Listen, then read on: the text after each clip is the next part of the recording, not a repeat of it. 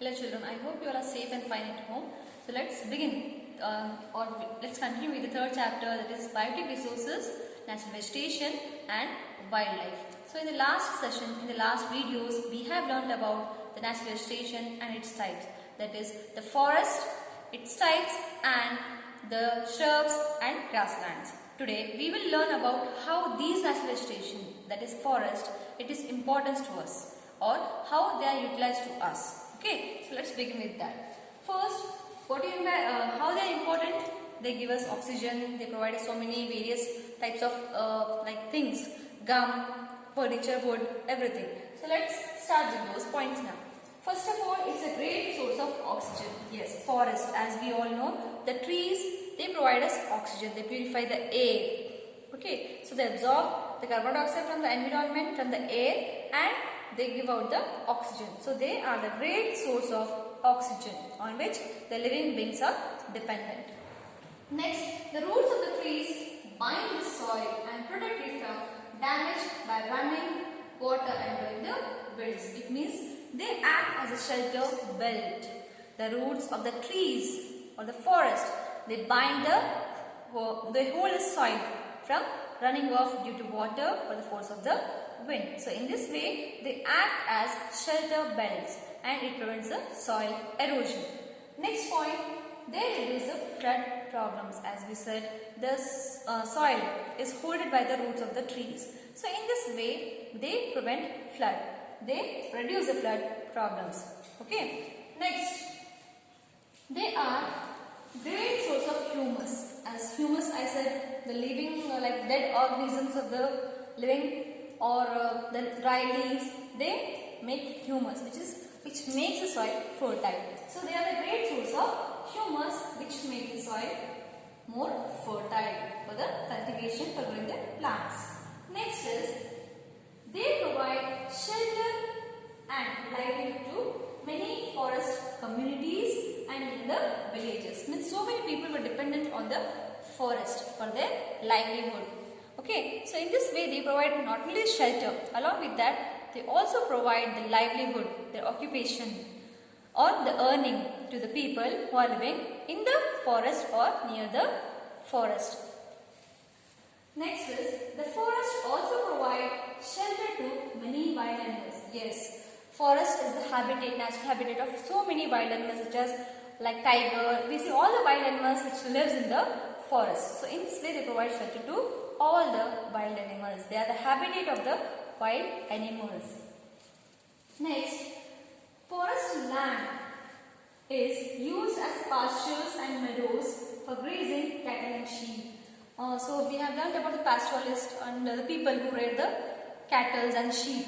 So in this way the forests are the best grazing grounds for the pastoralist. They provide the grazing grounds for the cattle and the sheep. Next is they also provide a variety of products such as I said, like timber we get from the forest, from the trees to make the furnitures, along with that gum and even the medicinal herbs. Okay, and even like lamp, firewood and pulp of paper, fruits, honey, these all things we get from the forest. So it not only the shelter and not only the livelihood of people, but along with that it produces so many products which we get from the forest. So in this way the forests are very useful to us. And along with that we also get so many minerals which are obtained from the forest. And they are the home of various hill stations which attract a large number of people or large number of tourists. Okay, so in this way it is also a great source of income for the government. And even along with that, forests are the place of the recreation. So these all are the importance and utilization of the forest. Means how in this way we can say they are helpful to us in many ways. So it's our duty to conserve them. Next we will learn about how the human activities impact this natural vegetation. So till now we have learned about the importance of the natural vegetation, that is forest. Now we will see how the human activities or the acts of the human beings affect the forest. Yes, as we all know, due to the modernization today, the human beings are cutting down the trees on a larger scale to fulfill their demands. As you all know, forests carry great significance in our life, in the human being's life. Okay, so they carry great significance, but we should conserve them. Instead of that, we are cutting down them on a large scale to fulfill our needs, to fulfill our demands, we can say. So here are some reasons why human beings are exploiting these natural resources or natural vegetation.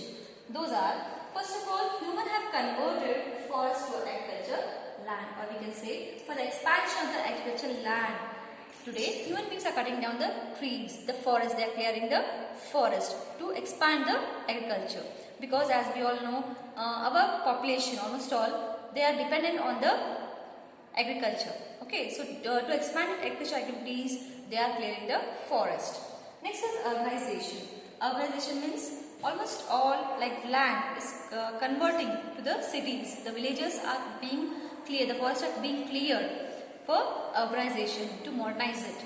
Next is overpopulation. As you all know, population is growing day by day on rapid rate. So due to the overpopulation, it can be like construction of the sites, construction of the homes for the people. The forests are cleared, the lands are cleared. Next, as I said, due to the overpopulation, so to get the habitation, to construct the buildings, the forests are being cleared. And even next, one more reason is industries. Yes, expansion of the industries. To the human beings, they are clearing the forest to make the roads and even to set up the industries, large industries on a large scale. The forests are cleared. And one more reason is grazing land. The forests are becoming like grazing land, as we have learned last time that the forests provide a good grazing land for the pastures.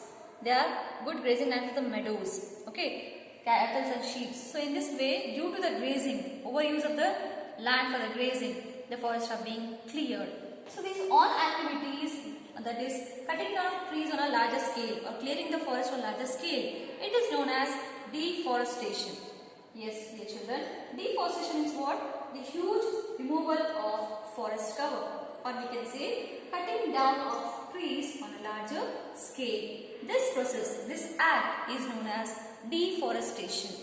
So these are the reasons by which the forests are being cleared, or we can say to fulfill these all demands, human beings are clearing the forest, such as urbanization, expansion of agricultural activities, overpopulation, pollution, construction of the buildings, industries, grazing, and even the mining, we can say. To extract the oil, to extract the minerals from the land, forests are being cleared.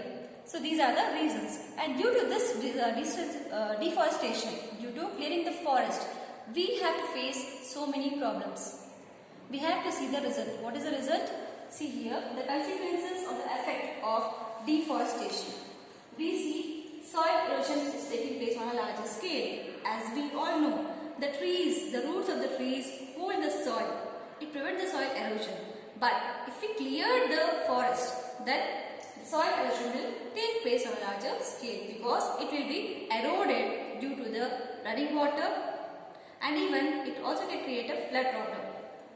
So in this way, soil erosion will take place on a larger scale, because the trees will be cleared. Next, it increases runoff of the water. As we all know, roots will hold the water, it will hold the moisture in the soil. But if trees are cleared, then it will increase the runoff of the water. Then soil creeping. Soil creeping is what? As I said, the trees are cleared, the roots are not there. Then soil particles will be removed. It will be flushed away due to water, due to the force of wind. So soil creeping will take place. Next, it decreases seepage of the water.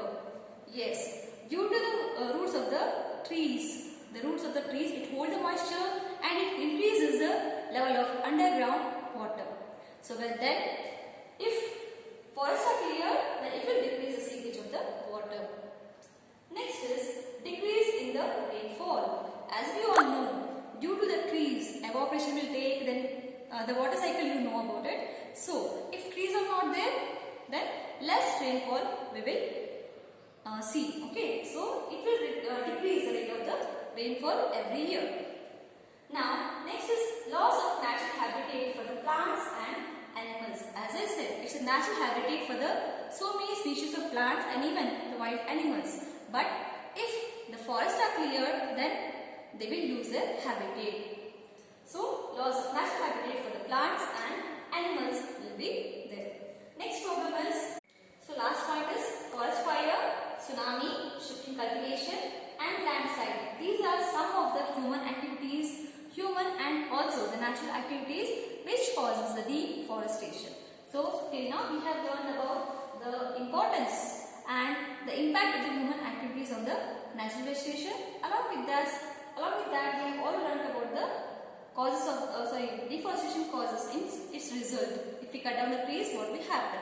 Those are soil erosion, then increased runoff of water, soil creeping, decreased seepage of water, decrease in the rainfall, loss of natural habitat for plants and animals, then forest fire, tsunami, shifting cultivation and landslide. These are some of the human and natural activities that causes the deforestation. Till now we have learned about the utilization, its importance and the human activities which affect the natural vegetation. Now we will learn how we can conserve these natural vegetation, that is forest. Yes, first of all, what is by conservation? Yes, it means to preserve, to protect the natural vegetation. So here are some ways or some methods by which we can conserve the natural vegetation. So let's learn about that. The conservation of natural vegetation means rational utilization of the natural resources. It means we should use them in a limited way. Carefully we should use these natural vegetation, that is the forest, which is very important in a human being's life.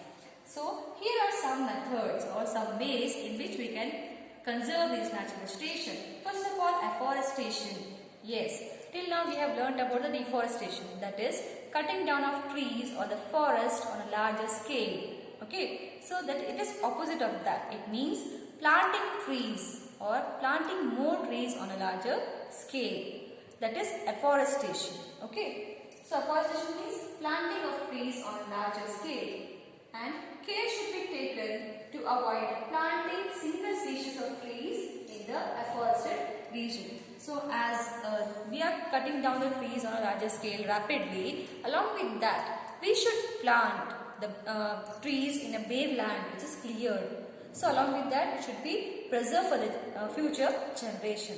So afforestation is what? Planting trees on a larger scale. Okay. Next is awareness. Yes, it is one of the important steps to conserve natural vegetation. That is creating awareness among the people. So mass awareness should be created for the sustainable use of natural vegetation, that is forest, particularly among the people who are dependent on the trees or the forest, such as they will be dependent on for logging, for timber and so many activities they will be dependent on the forest. So they should keep in the mind, as they are cutting down the trees, along with that they should preserve, they should plant more trees. So it can be, the process should be continued. Next is awareness need to be created about the afforestation, that is planting of the trees in a bare land or a cleared land, we can say. People should also be aware of important role played by the forest, particularly in the moderating the Earth's climate. Yes, and some programs such as here generating the public awareness to safe environment should be done, and encourage awareness programs such as social forestry and even Van Mahotsava at the regional and community level. This type of program should be conducted to create the awareness among the people to save the forest. So forest is the wealth of a nation. So we should conserve them. Along with that, some preventive measures should be taken, such as advocate preventive measures should be taken. That is, not to extend agriculture in the forest beyond limits. So as I said, so many forests are cleared for the expansion of the agriculture activity, to expand the agricultural land. So it should be in a particular limit. Okay. Next is habitation protection. So dear children, some plants or some species of trees which grows only in the forest due to the climatic conditions, they can't be grown in any other areas. So it should be protected. Thus, if the forests are protected, then these type of plants will be protected. So it is called as habitational protection. So they are the precious, rich wealth of the nation. So here, if we save the forest, these kind of species can be protected. Next is legal measures. Legal measures like Forest Act should be formulated, should be implemented by the government, such as saving the forest, not cutting down the trees, or if they are cutting down the trees, they should be penalized, they should be punished. So in this way, some legal measures, some Forest Act should be implemented by the government. Along with that, even some more steps we can take to conserve the forest, that is restricting the quarrying and mining, upcoming construction. These all are the methods. Then preventing the overgrazing of animals, discouraging the practice of shifty cultivation. So these all are the methods by which we can conserve the forest. Then providing alternative source of fuel for the cooking to the local people. So in this way, they should reduce the use of the firewood. So these are the methods by which we can preserve the forest. I hope children you have understood about the methods to conserve the forest.